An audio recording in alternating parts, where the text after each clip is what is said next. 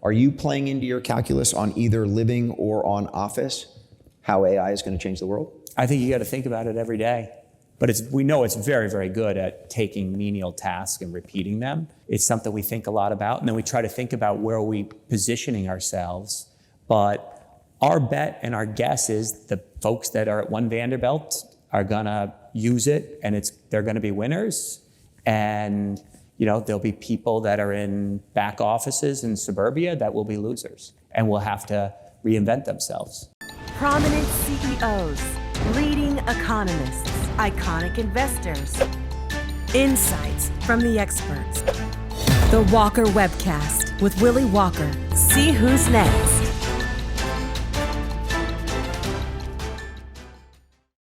Welcome everybody to the Zelman Housing Conference. It's a real joy for me to be here with Ivy and with my friend Tom Gilbane. There's so much to talk about. And I asked Tom to come across because Rockpoint is a huge player in both the commercial real estate as well as the residential space. And I thought Tom's perspectives, both from being co-president at Rockpoint as well as on the board of his family's construction company, Gilbane, which is the 10th largest construction company in the United States, would give amazing perspective on a number of things that everyone in the room are thinking about investing in my case, financing and working in.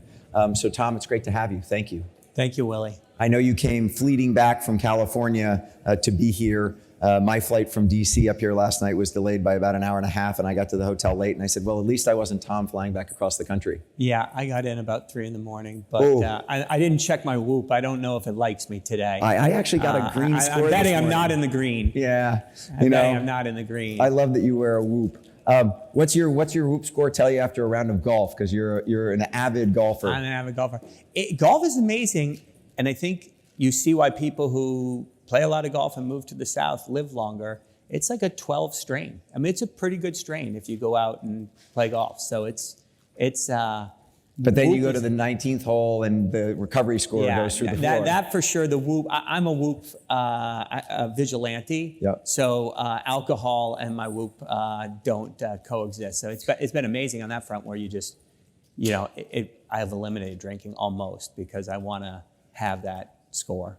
I'm wondering on that, because if you look at alcohol sales in America, they've fallen precipitously. Yeah. I was talking to somebody, I had lunch in Denver on Monday with someone who owns a very large property, hospitality property in Napa Valley. And I asked him, how's it going? And he said, look, it's okay, but people aren't coming to Napa Valley at the rates they used to, and they're not drinking anything close to what they used to. And we went into a deep conversation about how alcohol sales in the United States have gone down precipitously. And I'm just curious whether whether it's the Whoop, the Aura, or whatever else, whether that is actually the kind of the personal health piece and the insight that these things give to you is actually one of the drivers of why people are drinking less. Yeah, and it's just the world's so competitive, right? And I'm not as good at work. I'm not as good an athlete. I don't eat as well. I'm not as good at home. So for me, it was pretty easy to prioritize that. But in the context of all that, you guys are investing in Margaritaville, yes. Which, as I think I saw you say, Margaritaville is like the Baker's Bay for the average American. The average American. Yeah, I mean, it's an incredible business.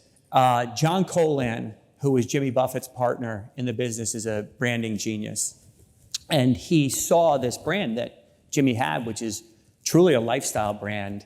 And the brand wasn't about Jimmy. We didn't really know that until Jimmy passed, unfortunately. But the brand wasn't about Jimmy, it's what he sings about.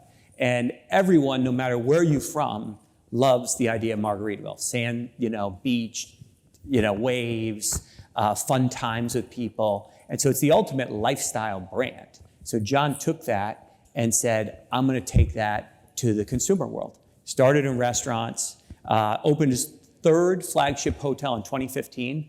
Today we have 30 and another 30 underway. We have 2 cruise ships up and running. The 3rd cruise ship is coming. We've got one of the cool things they're doing is these RV parks, which are, they're category killers in that space. We've got 8 and another 8 coming in the RV park space. The restaurant business has continued. And then what was really the secret sauce, and to us almost the most exciting as we got to know the company, was their 55 and older business. And I know you spoke a lot yesterday with Ryan about that. And basically that's the Baker's Bay for the average American. That's what he did. He took the 55 and older business and made it a place that you want to be, that once you get in the gates, you don't want to leave. You can live there your whole life and you're on vacation. And they call it 55 and better. And the velocity has been incredible. Daytona, in 7 years, they sold out 4,000 homes with a single builder. And all pre-sold. And a lot of it, people are waiting overnight for releases of homes. So it's a cult following. And it's a huge opportunity. And I know Ryan talked about it. I got the webcast in between. I appreciate that. It's a huge opportunity, and to be differentiated like that gives a different segmentation, and it gets rid of the stigma. You mentioned it a little bit yesterday with Ryan. It gets rid of a bit of the stigma of moving to a 55 and older place, because this is about this lifestyle. And 8,000 homes, $3.5 billion in 7 years in sales. Is there, as you know, Ryan and I talked about the amenities in their Del Webb communities, and he said that they're not investing in golf courses anymore, even though location close to a golf course is very, very important to them, because that's an amenity that 55 plus wants. And then he talked a little bit about some of the other amenities in their pickleball courts and things of that nature. When I hear Margaritaville, I wonder, are the amenities a little bit different from golf courses and pickleball courts? Very similar. We don't have a golf course. We got a great bar with a great restaurant that rolls up to Jimmy a Buffett great playing 24/7. Exactly. And then we do a great programming. So it's what you'd expect. But it's Baker's Bay, right? There's a lot of golf course communities around the world, but the famous stars choose to go to Baker's Bay or Yellowstone Club. Mike Melman at Discovery Land Company really created this experience. This is just a unique experience that John and the team have created. That feels like, Tom, really an operating company investment and less of a real estate investment. Talk for a moment about what Rockpoint looks for as you put capital to work, because I think it's quite unique. Rockpoint, Tom will tell you that Rockpoint is a middle market private equity firm. And when I hear that, I say no firm that's raised $30 billion of capital to be invested in commercial real estate can call themselves middle market. But you purposefully call yourselves middle market, and you purposely have an investment strategy that is not asset class specific, but really location specific and operating partner specific. Dive into that for a moment. Yeah, it's an interesting point. I mean, we have chosen to keep our funds a size that we think we can deliver returns, and that puts us in the middle market today. And we talked a lot about. Do you feel any need to, if you will, play with the big boys and raise funds to the size and scale of a Blackstone or an Ares? It's interesting. I think we can play where we are today, and we have some great partners, and we can do big deals. So if we see compelling big deals, we have some great partners that want those deals, and they want them more and more. That's a big trend in the industry. So I think where we sit today is we don't have weight of capital. We can follow the macro. We have all the insights of the big firms. We're actually 20% owned by Blackstone, so we spend a lot of time and get a lot of insight from them as well, which is a huge advantage for us. But we can take this really micro approach. We look across the entire US, we look at various markets, we decide what markets we want to be in, say in New York City. It's a market we've been very, very hot on since post-COVID and the recovery there. And then we're asset type agnostic, meaning our team is in New York every day looking for deals. But we don't think that if you're a hotel person, you parachute in New York, you don't know the whole picture. If you're an apartment person, you parachute in for the day, you don't know the picture. So we want to understand the whole picture, where the trends are, where things are coming, have all sorts of unbelievable on-the-ground data that we can use that never hits, eventually hits CNBC a month, 2 months, 6 months later. But we can use that and trade on that and position ourselves and then decide, do we want to buy apartments? Do we want to buy office? Do we want to buy a hotel? Do we want to buy industrial? And a great example of that is, it's something we follow a lot, is we have a lot of our own data, and we really are following migration, and we're really following jobs, but we do it ourselves. And one of the migration trends that we follow is where college kids are going. And New York is a category killer. It's 15%. In our data, we have about 300 million data points. It's 15% of the top 100 university graduates matriculate to New York for a job, and 25% of the Ivy League. And you saw that a year ago, because when Amazon said you had to go back to work 5 days a week, they were quickly in the market to lease 1 million square feet. Because so many folks signed up to move to New York, saying, hey, if I got to be in 5 days a week, I'm going to New York. So it just talks to the popularity of that. That's on the ground data that we knew at the beginning of the year and was all over CNBC last week, right? And the comeback of New York. And you're seeing in those stocks. And so it's that type of ground level data. And then we really go asset by asset and decide where do we want to be, where do we want to be positioned. So you mentioned New York, and you're clearly bullish on office in New York. You sold a portfolio of office buildings in suburban DC to JBG. You bullish or out on DC? Is that sale? That was unfortunately. So I actually have to, if I'm going to say any returns, I have to do an SEC disclaimer. So previous returns don't predict future performance. Returns. Right, yeah, exactly. So interesting stuff. Office for us has been a 20% net IRR business since inception, inclusive of those deals, which it was a deed in lieu sale to JBG. Right. I think for how we look about office today is pretty simple. And the question is can the asset produce durable, repeatable cash flow that's going to grow? And if you look at DC as a market with the demand down, there's no new supply coming, but with demand down and the capital costs of re-tenanting these buildings, these are no cash flow, deals. Right. And there's no pricing power in these deals anytime soon. So as we look at office, what we think is investable in office today would be a building that has supply's down everywhere, right? So that's check the box everywhere. Strong and diverse demand that's hopefully growing. And you have pricing power today. And all of that is producing durable, growing cash flow. And that's where the lenders are going to show up. That's where they're going to want to lend. And that's where the equity players are going to want to buy. But if you're looking at it from a market standpoint, I was in Austin 2 days ago. Yeah.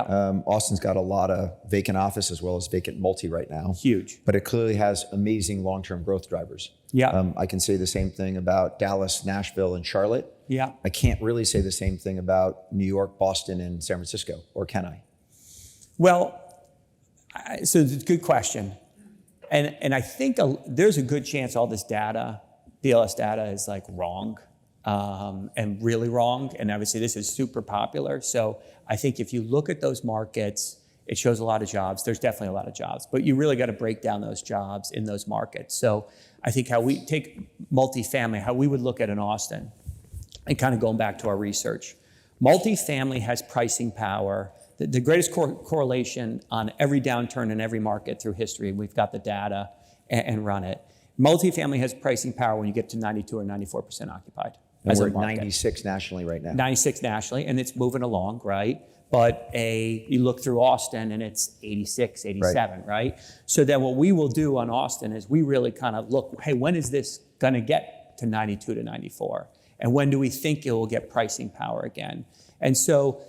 But will you wait for it to get to 92 or 94? Or will you jump in when it's at 88 and buy? Depends on pricing. Because that cap rate's going to move from 525 to 425 before you trigger. To date, I think we just sold a deal with y'all in Atlanta. Thank you. Thank you.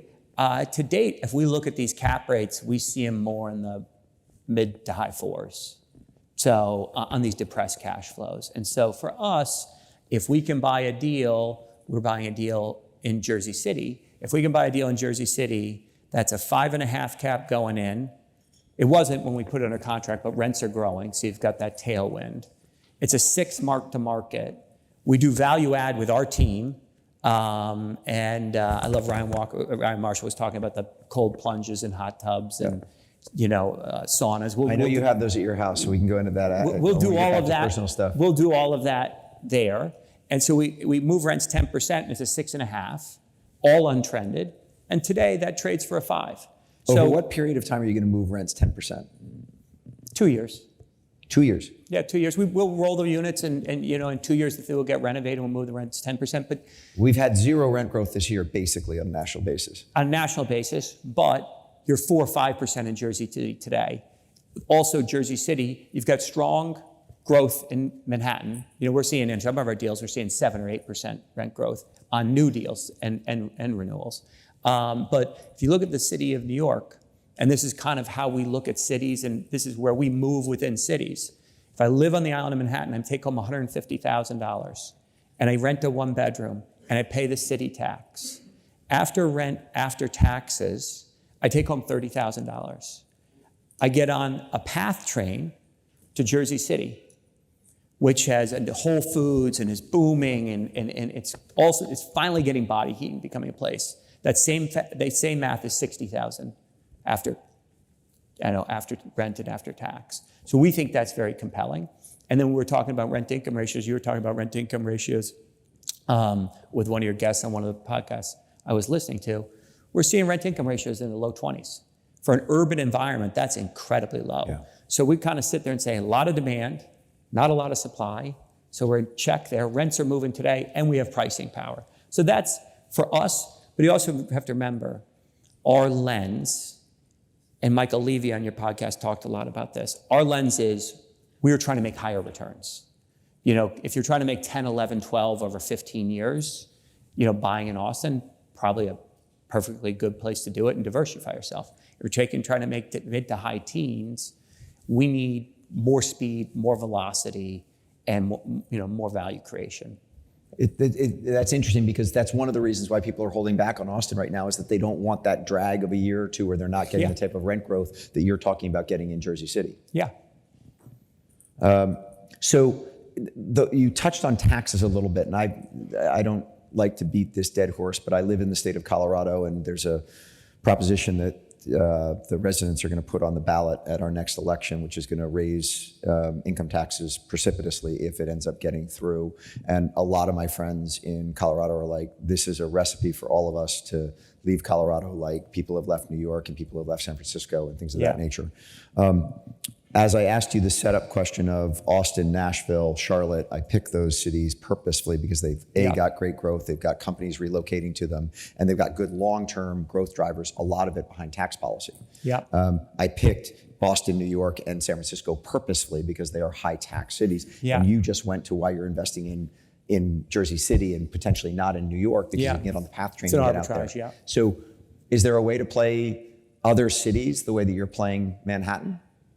For sure. But I was in San Francisco yesterday, right? Yeah. And if you look at traffic, office traffic year over year, downtown San Francisco, which is still really beat up, it's 40 or 50% vacant. So supply, demand, pricing power. A couple buildings have pricing power today, but it's a very small subset. And that's pretty true across the US. That's on resi or on office? Office. Right. But visitation is up. It's the biggest up in the country, up 14% year over year. And when you start on as low a basis you get that nice growth. Exactly. And the streets look great. And you look at what happening in Silicon Valley, and you look at what's happening at OpenAI and the boom that's occurring there. It's supply, demand, pricing power. There's definitely great deals to be had there. And it's a little bit like a ticket to an event. It's Taylor Swift. You can charge whatever you want to go see her play. And if it's, I don't know whom, it's, you can't charge at all, right? And so if you produce a great product, and New York City is producing a great product, San Francisco's getting back to producing a great product for their consumer, the people that live there, people will choose to live there and pay more taxes. And there are people who won't, but our building in New York, we're in One Vanderbilt in New York. We signed our lease in the depths of the pandemic at $110 a foot. The limited space that is still in that building is being signed up for over $200 a foot. Yeah, if you look at the top, your guest, Scott Reckler, talked about analog versus You're doing digital, an incredible job of giving me a whole anthology of all my former But Walker no, Webcast and so guests. what we do, we'll go market by market. We count buildings that we think are investable office buildings. And if you take the top 50 to 100 million square feet, New York's 500 million feet. We think there's 200 million feet plus or minus that's investable. And that may get more if the market keeps going. That may get less because of AI, who knows, right? But we kind of constantly look at that. So that's if you look at the top buildings, which you're obviously in, rents are up 15, 20% from the peak, and vacancy is nil at this point in time. Are you playing that AI calculus into what you're looking at? I mean, I don't know whether you heard the All In podcast that they had with Elon earlier this week, but you just sit there and listen to what Elon is focused on, and whether it's with Optimus, their robots, whether it's into their artificial intelligence with Grok, whether it's into as he said, a fully sentient Tesla by the end of the year.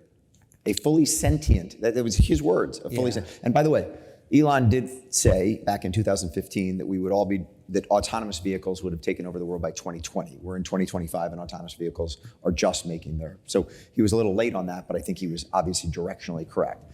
But when he said a fully sentient Tesla, I was like, whoa, that's quite something. Are you playing into your calculus on either living or on office, how AI is going to change the world? I think you got to think about it every day.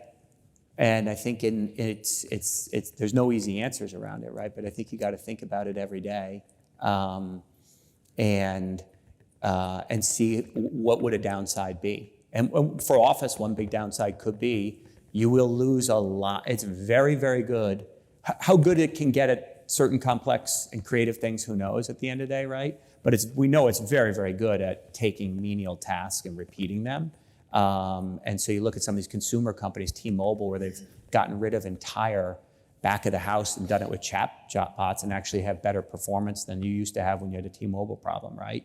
And so for sure, it's something we think a lot about. And then we try to think about where are we positioning ourselves.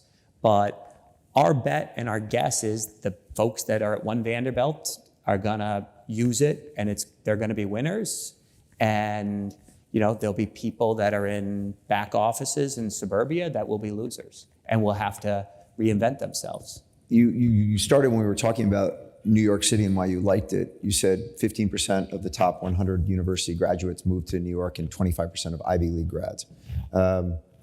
But this spring, coming out of college, the highest unemployment rate for college grads were with computer science engineers and math majors. Yeah. So if AI is eliminating those roles, is following where Ivy League grads are going the smart thing to do? Or should you be looking at where, swinging a hammer today isn't going to be disintermediated by AI? It's a great point. And if you asked my father, who's a contractor, he would say way too many people go to college and don't go into the trades. It's a great lifestyle, and you can have a good steady job, and you can be an entrepreneur. It's a great launching ground versus if you go and work in the back office somewhere and you really can't become an entrepreneur out of that. You're a great plumber, you can start your own plumbing business, and there's a big runway in America for the need for trades. Onshoring of manufacturing, advanced manufacturing is going to happen, is happening in a huge way. And so the trades do have a good runway. You mentioned robots. That the question is, does the robot, get in the way of that? I'm hopeful, knock on wood, that we've read a lot about this. That there's the Jevons paradox, which is, just the more efficient you get, the more you do, essentially. And so, as a society, we can just continue to get better, and everyone has a role and everyone has a place, and quality of life goes up. So that's what I'm betting on, hopefully. Elon did say on that podcast that their robot at scale of 1 million units a year should cost about $20,000. And one of the things that they're focusing tremendous amounts of time on is the hand. And he goes into great detail on how tricky it is to build a robot with a hand that is as textile as the human hand. And that once they crack that code, they're off to the races. But that's what's holding them up right now. Yeah, scary. You called your dad a contractor, and I did give a little bit away on this in the intro to you, but to call your dad a contractor is sort of like calling Scott Bessent a banker, in the sense that they do a whole lot more than just be a banker. You get a really interesting view of the construction world by sitting on the board of Gilbane. First of all, how come you or your brother aren't running Gilbane today? Why is it that a family company is run by an outsider, not by one of you two, who, by the way, are both wildly successful businessmen? Yeah, it's a good question. I think our family business said you had to get 2 jobs before you could go work there. And so I think certain people, my brother and I got out and did things, and we loved what we did, and it just worked. And my family business has outside leadership today. And I think the position we take is the best way to celebrate the legacy of the family business, which is 150 years old, is continue to grow and continue to be one of the best businesses in the country. And the fact that we had family members run it for 150 years is like a 6 standard deviation from what the probability. We should have goofed this thing up and it should have gone away. I always say the first 100 years ago. I always say the first generation builds it. The second generation typically kills it. And if the second doesn't, the third always does. Exactly. And as the third generation in my family company, I hope so far I can avoid that. But you all have done it for 6, which is quite something. Exactly. So we made the decision. It's not easy for some family members, right? We made the decision. We're going to hire the best people to run it, and we want to hold it forever. And the best way to do that is to have the best athletes run it, and have the family support it, and hold the legacy up, which is the idea there is being a handshake, do the right thing contractor, which is that's a bit of an outlier in that business. Yeah. But it helps you stay in business for 150 years. And you've kept it private. And if you look at the big firms that you compete against, many of those, like Bechtel, are these massive, massive global organizations. From a capital standpoint, can you remain private? You can, yeah. I mean, the beauty of the construction business is it's really a people business. And so it's actually pretty capital light. It's very volatile business because you're contract to contract, but it's pretty capital light. And you can size up and size down at the end of the day. So it's not a heavy capital business. And so I was very surprised when I was talking to Ryan on Monday or Tuesday about, I asked him directly how much tariffs have impacted Pulte's cost to build. And he and I had spoken back in May or June, and his projection at that time was that the tariffs would impact an average home cost by about $5,000, and Pulte year to date average home price has been $570,000.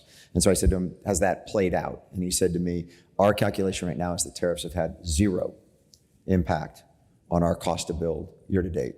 As you look at what Gilbane is doing as it relates to your cost to build, is similar story to what Pulte is seeing on the single family side, or are you seeing tariffs and inflation hit you a little bit harder?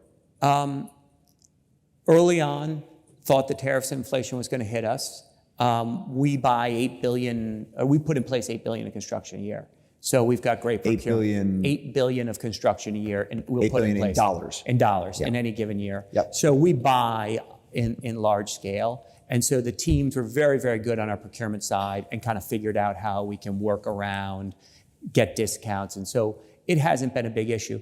The biggest issue in that business today is why Oracle's doing so well is the data center, right? And the data center, the amount of construction that's going into this is enormous. So if you are in the way of goods that are needed for these data centers, and these data centers, they don't really care what they pay, it's more speed to market. So it's a great opportunity if you're selling to them. So switchgear and all of these things that are getting consumed, they eat a lot of concrete, that goes into these things. So that what's getting consumed there is where you're seeing the biggest price pressure and the biggest lead time on, almost COVID-like lead times on certain items. And if you think about where Gilbane has built in the past, one of the areas where you all did a lot of development or construction was in life sciences, and particularly in the Boston area, life sciences was one of those office products or whatever you want to call it. Had a lot of momentum to it. Not so great right now. Yeah, I mean, this is a space. We were pretty controversial in the life science space because we're Boston based. It was boom town, but when we kind of do our math and our bottoms up as we do market by market, we thought we had a big supply problem, and we didn't really understand demand. So if you looked at life science before, just put in context, before COVID, it was about 25 million feet. You absorbed about 1 million square feet per year. Booms, tons of money goes into life science, mRNA and all the excitement around it, the potential for net absorption went to 5 million feet. And what do we do as real estate developers? We put 25 million square feet up. And so we wrote a paper in the fall of 20 that was unpopular with a lot of our investors that said, hey, we think this thing goes to 25 or 30% vacant, and it gets really tricky because of that. I would say we were wrong. It was gone to 50% vacant. And if you went to Somerville, just over here, it's like a ghost city, like on TikTok, these big buildings and beautiful glass and no one's in them and no one's around them. So we're about 40, 50% vacant, and the life science business continues to get worse in Massachusetts because funding's going down and it's risk off market, rates are higher. So it has been, for us at Rockpoint, we were lucky to kind of have this process of how we look at everything, really understand supply, really understand demand, and then really understand your pricing power. And it was very similar to what Ryan talked about yesterday and his 14 different products in the market and where he wants to be. And when we go back to Austin, that's how we'll go back. We may go back and say, hey, we really want to be, in Kyle Buddha, because at a mid-market price point, because we think that from a supply-demand standpoint, that's the best, and we'll have the best pricing power because of what Tesla's doing, or whatever, right? So we'll really position ourselves in all of these markets to find that sweet spot. So as it relates to the vacancy here on the life sciences side, Boston was known as, if you look at Michael Porter's competitive advantage of various cities analysis, he'd sit there and say Boston has, real scale in mutual funds and money management, and has real scale in life sciences. Has life sciences just as an industry come down that much, or have the jobs and the investment gone to other cities? We just overbuilt. It's still a great business. It will be a great business. We have a stranglehold on the business. Obviously, things are a little tricky in eds and meds today in Boston, given the political backdrop. But we have a stranglehold, and so the best of the best is still here. The best innovation is still here. The one thing, as you think about AI, the one thing you got to really think about these life science buildings, going back to your question before, is they're half lab, half office. Yeah. And you paid the same rent on the whole thing. Do you really need the office going forward? Because that's not, these scientists don't love to go upstairs and. Well, will you love the lab? What's AI going to be able to do as it relates to, the ability for AI to go and do what lab testing has done and run these massive iterations on it will also, I would assume, bring down the investment in lab space. It should. But definitely the people sitting upstairs running the computers doing the iterations can go away. Yeah. So the office portion of that is a kind of an unanswered question going forward. So when I was just talking to Diana Olick before coming in here, she asked me a lot about the environmental challenges, and with the federal government pulling back on environmental standards, what that means for development in places like Florida and Texas and California. At Gilbane, are you seeing developers still look for green buildings and investing in the things that had made that a huge push in the US? Or have you seen people peel back and say, those low flush toilets that I was spending a premium for aren't quite as important today as they were 5 years ago? Yeah, from their perspective, they have these big institutions that are still investing. They're still investing. Yeah. They're big institutions. They still invest in colleges, universities. So it's still part of their ethos. If I can build and have less of an impact on the environment. And that's probably a pretty good thing. I would say in our business at Rockpoint, it's definitely something that, as it gets harder, development's a great way to make money, particularly in multifamily. And so as it gets harder to build, there are markets that we want to be building in today that we actually think that supply-demand pricing power works. And so the question is getting it to the right price. And so for sure, some of that stuff in our business is getting VE'd out today. You'd like to do it if you can do it, but we're trying to build and dummy things down and get things as cost effective as possible. You mentioned that the big firms are still focused on those environmental standards. In the data center space, which you mentioned, Tom, the large procurers of data center space are also very focused on what kind of energy those data centers are using. and they're still locating them where they're getting renewable energy, Yeah. even though right now the policy is you don't have to worry about renewables, Yeah. you don't have to worry about that, we're not going to invest in it. The Apples and the Googles and the very large hyperscalers are all sitting there saying we want environmentally friendly centers that are getting environmentally friendly energy. And I think that that's still driving the location of them, even though the politics have changed dramatically on those issues. Absolutely, yeah. I mean, it's good business, and it's long term, right? Because it's the globe. At the end of the day, we have a heat problem for now, right? Maybe it is cyclical, who knows? But we have a heat problem. So if you can have greener energy, why not? So do you ever come out of a Gilbane board meeting looking at the order book at Gilbane, saying we're at the tip of the spear, I'm seeing where people are building capacity, if you will, and then take that back across the street to your seat at Rockpoint and say, okay, this is where we then get to play because I can see before other people where people are building their order book? The answer is I learn a lot from them. Our teams, I learn the tip of the spear for. I mean, we're a market coverage group, right? So our teams are in New York, they're in the Carolinas today, and they're in South Florida. So they know who's out looking for sites to build factories. They know it way before Gilbane ever knows it. So our information, and that's really kind of how we set our firm up, is to be a real-time information machine and allow us to front run what we're seeing on the ground. And then also take information, like what we saw. We started investing in a huge way in 2014 in South Florida. And we were doing a ton of multi. And someone's research report came out and said, can't be in South Florida multi anymore. If you look at area median income to average rent, it's 30%, it's unaffordable. And so we got it sent to us a million times, and we were seeing 18% at that point in time. We were seeing very, very low rent to income ratios. And this is garden. This is meat of the market housing, people who work at grocery stores, and this is meat of market housing that we're building. And we were seeing incomes that were like 50% above AMI.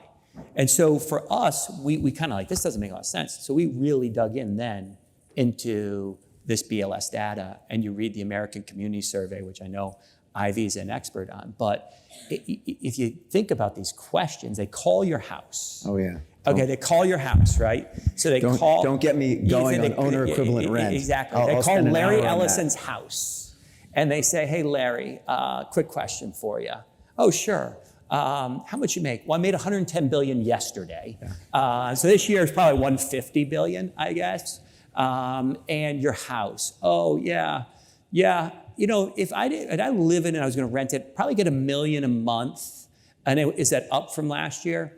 I think so. Ken Griffin's building next door, and neighborhood's getting better. So probably 800 grand a month last year. Like the people who actually give them this data, I guess it's good for someone. But at that point in time, when we read that and we thought about it, and then we did a survey monkey. We sent to 1,000 people, probably a bunch of brokers, and said, hey, have you ever responded to one of these things?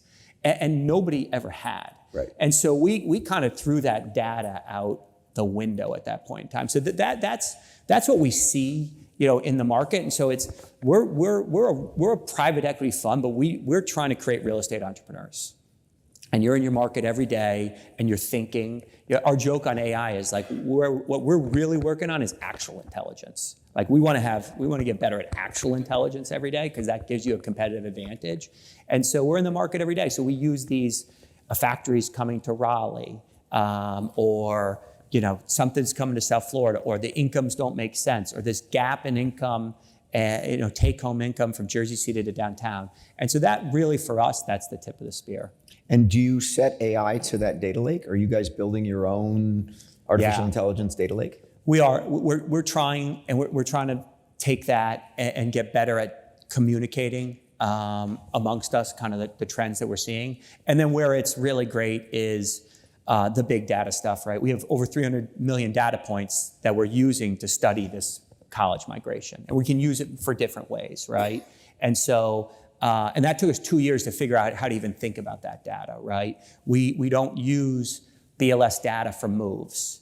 We use we have 200 million postal service moves in a database that we're constantly calculating and tabulating and looking at things. And it was interesting because your talk yesterday, like if you think about moves and you think about this business here, if you can find these triple threat markets, by triple threat would say is that jobs are taking you there, so you're moving there for jobs.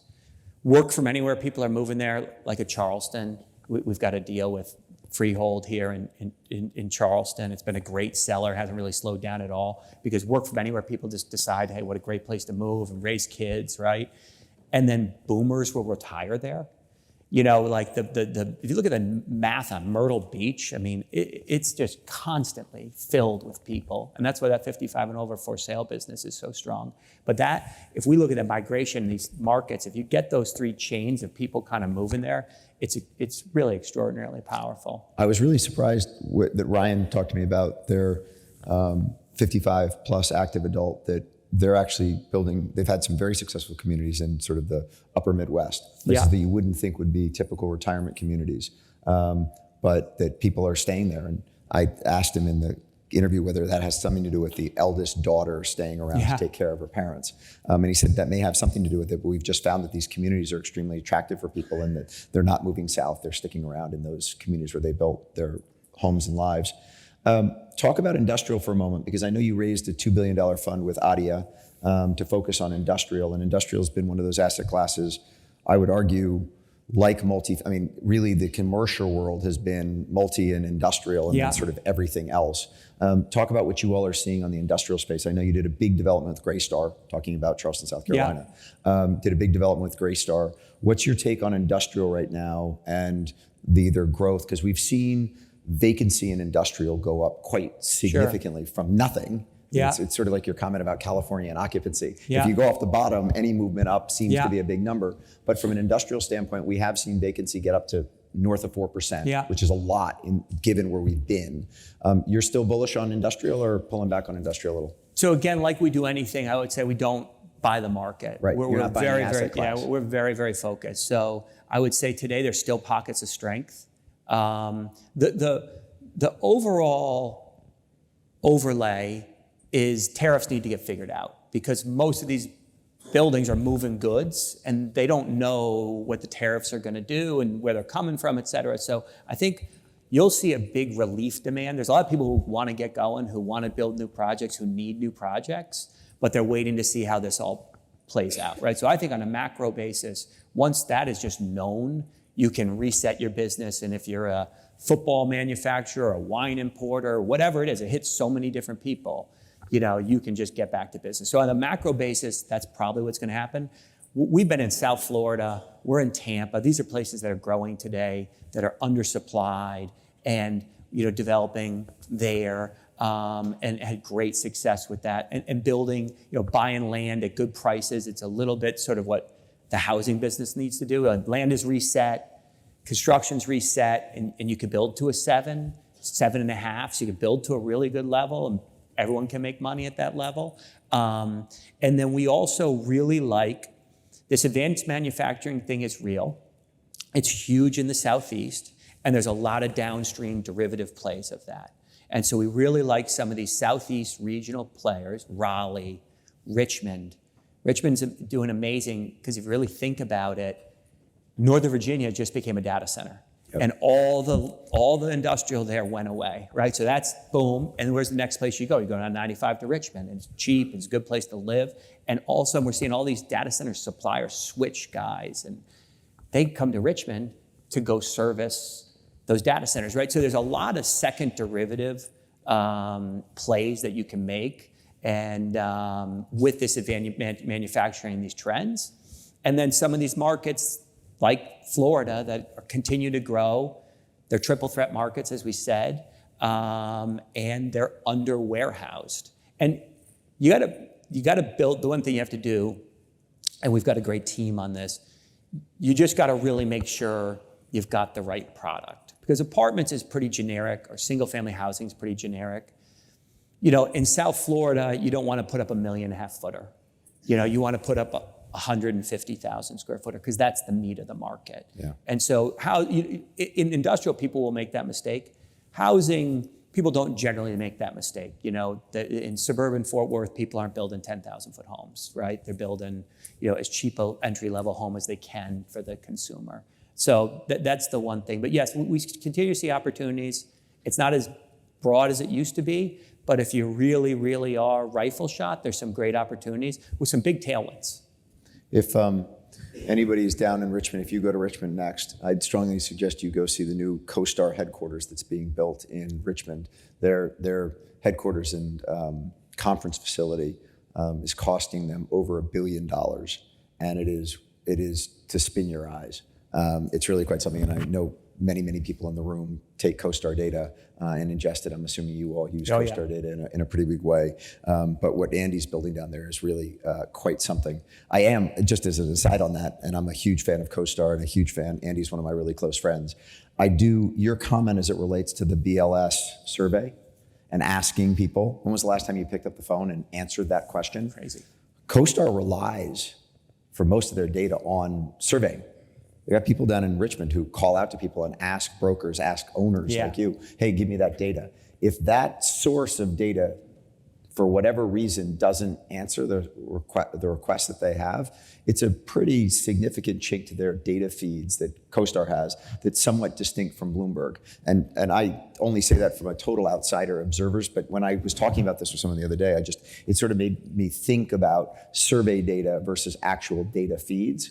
And the other thing that hearing you and how Rockpoint uses your data to create this great data lake and looking at it, one of the biggest things that we've been challenged with at W&D, and as you can imagine with a $135 billion servicing portfolio and $50+ billion of annual originations, we get a tremendous amount of data and all the data that Zelman has. We get a tremendous amount of data.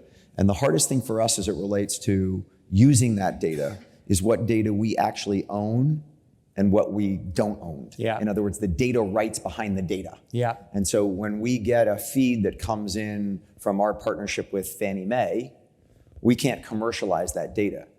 But can we take that data, put it into a larger data lake, have it inform the larger data lake, and then pull out of that broader understanding of the markets, broader ability to say we like that market, we don't like that market. But it's those data rights that sit behind all the variable data feeds that is really challenging, particularly if you think about trying to commercialize it. Because as we make these investments, we're trying to make it so I can sit down with you and say, hey, Tom, you guys have your great data insight on markets, but W&D might have maybe a little bit further into it. Yeah. But the problem is that if I wanted to turn around and commercialize that, the rights to how we pulled that data are anything but clear. And right now, our CTO and our general counsel spend a tremendous amount of time trying to figure out what is sort of owned data and what is leased data and what data rights we have to work with the data and then turn around and either give it to you or sell it to you. And it's a super big both opportunity as well as challenge over the next 5 to 10 years. Yeah, no, well, one, we're data junkies and we love your capital markets reports, so insightful. And Chris Mickelson, if he's here, probably will complain about how much we call him and ask questions on it. But you guys do an amazing job on that. But for sure, I mean, we started looking at the CoStar data and some other data, and if you ask them to peg rents on an apartment complex, it's probably 15% off, is our guess. So if people are just doing stuff with big data and using AI, saying what's that apartment complex worth, it's probably 15% off on average. So we have to, it'd be great if it was right, but we have to do the old fashioned, that's in the back, looks at a train track, that's up front, and that's a 2-1, and go through it and price it by hand to really get the numbers right. So I think that's a huge point. I think also just understanding the data. And a lot of people just take data, and Ivy's the best at this and done a ton of this, right? But people take data and just take it for gospel. But you don't really know how they thought about it, and a lot of it is pretty crazy when you really dig into it. Yeah, it is one of those things that makes me feel somewhat secure. Yeah. At least AI isn't going to completely disintermediate our business, that you all are going to sit there and say, just what are the terms and what are the, how do I finance this building? And AI comes back and says, this is how you do it, these are the terms, and let's go just get it done. Yeah. But it clearly presents some challenges as it relates to staying ahead of the curve on our end. Yeah, and that's our business and how it's built. And that's why mid-market works. because you can't be huge and do what we do. So as we wind this down, I want to just close out on housing. And as you look at the continuum from single family to SFR, BFR to multi, and you sit there and say, okay, right now, I mean, one of the things you said previously, Tom, which I thought was interesting, was wait till tariffs kind of get worked out and then things are going to kind of go. And I sit there and say to my head, the markets look forward, and we have an S&P and a Dow both at all-time highs. We have the 10-year at 4%. We have the expectation that we get rate cuts coming. We've got oil at $62 a barrel. And from just a macro look, it's friggin' Goldilocks. Yeah, pretty good. I mean, it's really good. Yeah. And so like hearing that, well, once we get that figured out, it feels like the market already says that's already been figured out. Yeah. But as you look at housing and you think about the single family home unaffordability crisis we have, which the Trump administration, I believe, is going to address in the next couple of weeks, and they're going to do something pretty significant as it relates to trying to change land entitlement across the country at the local level by using carrots and sticks on federal funding to force municipalities to change the way they do it. Makes sense. If you do it, they'll give you the money. If you don't do it, they won't give you the money. And they're working very hard on that. I know from some conversations I had yesterday. So we're going to see something as it relates to the administration trying to change the entitlement process at the local level to try and bring the cost of single family housing down. And in the process of that, oh, by the way, they're also focused on multifamily and want to see the development of more multi. But as you look across that continuum, where is Rockpoint focused as it relates to, we really like single because it's unaffordable, but it's going to become affordable as rates come down, and let's put some bets there. SFR, BFR, they can't buy the home, but they still want the detached single family home. We like that. Or, you know what, we're really good at multi. We built multi. Density is where it is, and let's go on the multi side. Yeah, it's a good question. So I'll run through them in order quickly.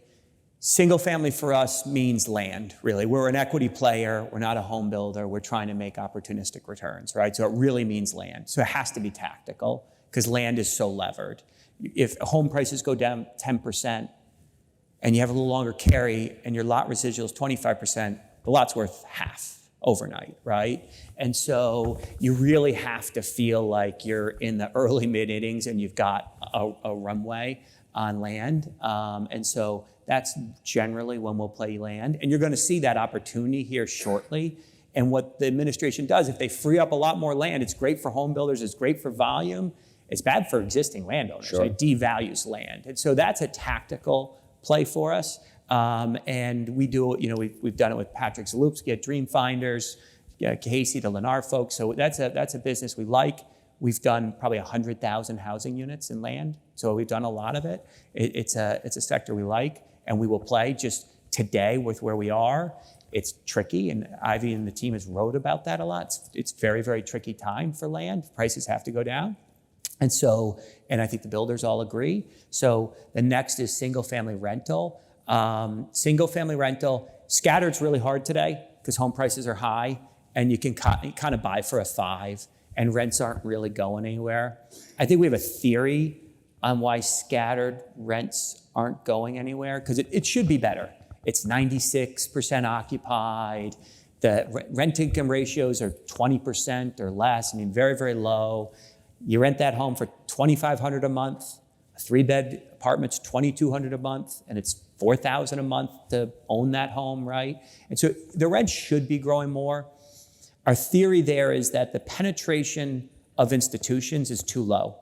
And so it's so much mom and pop in the market, and they don't raise rents, right? They just want steady cash flow, and that's who you're competing against. So it's like apartments in the 70s. Will you go tell Elizabeth Ward next time she's here what you just said? Yeah, for sure. Because she would tell you that the reason that housing is unaffordable is because big institutions have stepped into the SFR and single family space when it's less than 2%. Totally less agreed. than 2%. Totally agreed. She's in your state. Next time she comes back, would you relay that to her? The owners, our joke is like the owners want to go to Disney. And if the tenant moves out, we don't go to Disney because I got to pay a commission. I got to paint the home. It's $10,000. And so I just don't want them to move out. I want to go to Disney as a family this year. And, maybe we can get a rent bump next year. We're good, right? So that's a bit of a ballast on that market because it is mispriced. It should be priced higher from a supply, demand, and pricing power standpoint. So we like that space a lot. Build to rent has been particularly strong for us in that space. We can build to a 6.5, 7 with partners of ours who've done a great job. And so that works. People will buy it and buy it at a low cap rate. You can sell it for a 5.25, and we can make good money and with pretty fast duration. The last one is apartments. We'd love to be buying existing. You guys have done a great job and kept cap rates much lower than all would have thought, math would have said. The capital markets have done a great job too, right? The debt markets got really strong. This insurance money stepped in.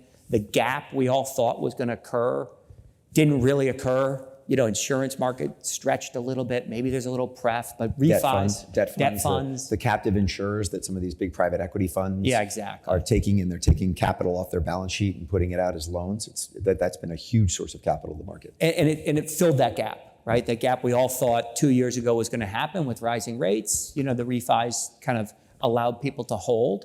So the multifamily market has been tough to buy. We are finding deals, but it's kind of rifle shot. And it's definitely, you got to have a tailwind. If you want to make our returns, you got to have a tailwind, and you got to have a value add business plan. So we're really, that's the focus. But it's a space we like a lot. It's a space we've had 18% net IRRs, and that's both in existing and in development. And we love the development space there. But we're pretty niche-y. We're not going to go evergreen to the next layer out. We're going to try to find the last site in Broward County and build a garden. That's kind of what we're looking for. So we're a little greedy, honestly, on that, but we've had great returns in it. What was your number as it relates to what Austin needs to get to as it relates to occupancy for you to buy? 92%? Yeah, I mean, if you look at, it's all markets in the history is 92 to 94% is when they inflect and start, growing again. The question here is, there's one potential, there's probably a lot of potential, but there's two potential things that could be different this time. One is rates. People are diving maybe harder than they need to because they want to get to break even. Because you kind of got to get to like 85% occupied to cover your debt, of your construction debt. That's the reason we're at 96% occupancy, yet we haven't seen rent growth yet. Everyone's been playing for the occupancy play before they're going to the rent growth Exactly. play. And but it I used would to assume be, that we're going to see that rent growth play in 26. For sure. In certain places, no questions asked. And you're seeing it today in certain places. It used to be 60% occupied with low rates. You were break even. So then you could tier up as you leased up and be patient. So I think capital calls are forcing people to kind of say, hey, the winter's coming, capital calls, I got to be at 85 with people paying rent, not free rent, and to cover. So I think that's a big thing. And then two, we've been big investors in the hospitality space. And in the hospitality space, we got very, very good right after the GFC of computer pricing. And in New York City for Fashion Week this week, typically you would have sold out half the hotel for $200 to airline crews, right, and you lose all this opportunity. Nobody had the guts to hold a hotel vacant and sell it for $1,000 the day before, right? So the computer said, hey, here's the optimum time to start selling rooms. We all went to the computer here in apartments. And that actually got this rent growth we never would have gotten, right? You never would have had a general manager who was set to get 5% rent growth, get 25 in any given year. It just would never happen, right? They would have gotten 7 and gone golfing with their buddies and, come to the meeting at the end of the year and say, hey, we kicked butt on budget, and right? The computer also dives harder on the other side. And we saw that in hotels when the GFC occurred. And so I think that the question is because it's saying fill. And so the question will be and I know people aren't using the computer as much anymore, but the data. Well, you also have the RealPage lawsuit, and that clearly is making it so that go to the computer is being a little less used for today. Sure. And that goes back to my comment as it relates to survey data. As it relates to right now, if one of our bankers or brokers calls up someone and says, where are you on rents? Where's the operating on XYZ asset? People are being very, very closely held with their data today, whereas before they'd be like, oh, I'll tell you all the fundamentals and what the property down the street is charging. You talk to any of these major operators who are in any way named in that lawsuit, they are not talking, they're not sharing data, they're not talking to anyone about it. And it's gone from a world of kind of free access to data to almost no data. as it relates to those broker calls. So it's just kind of an interesting data. It's an interesting point. So so maybe we've overshot is another question, right? You went too hard, you gave a ton away, it is really affordable. And so maybe you get to 88, 89, 90, and you start feeling good again, and you can really, really move rate pretty quickly because you overshot on the downs to get full, so. I'm out of time. I could keep going with you for a long time, Tom. Well, this is fun. Thank you so much for joining us. Thank you, Ivy, for having the two of us, and thank you, everyone, for being here. Thank you, Ivy. Thanks,